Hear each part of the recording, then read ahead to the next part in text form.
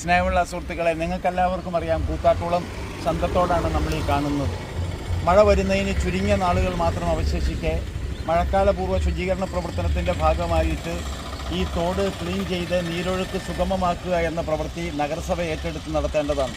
എന്നാൽ മഴക്കാലപൂർവ്വ ശുചീകരണ പ്രവർത്തനവുമായി ബന്ധപ്പെട്ട് കൂത്താട്ടുകുളം ചന്തത്തോട് ക്ലീൻ ചെയ്യുന്നതിന് യാതൊരുവിധ നടപടിയും നാളിതുവരെ സ്വീകരിക്കാതെ ചന്തത്തോട് കാട് കയറി ഒരു തുള്ളി വെള്ളം പോലും തോട്ടിലൂടെ ഒഴുകാത്ത രൂപത്തിൽ വനം പോലെയായി കിടക്കുകയാണ് തോട്.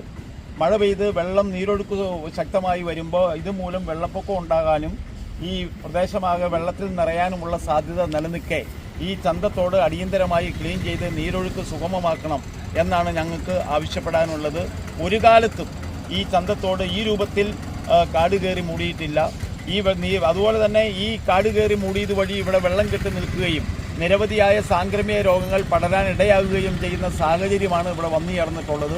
ആയതുകൊണ്ട് അടിയന്തരമായി ഈ തോട് ക്ലീൻ ചെയ്യുന്നതിന് വേണ്ടിയിട്ടുള്ള നടപടി സ്വീകരിക്കാത്ത പക്ഷം ഇടതുപക്ഷ ജനാധിപത്യ മുന്നണിയുടെ നേതൃത്വത്തിൽ അതിശക്തമായ സമരപരിപാടികൾ ആരംഭിക്കുന്നതാണ് എന്നാണ് ഇതുമായി ബന്ധപ്പെട്ട് പറയാനുള്ളത്.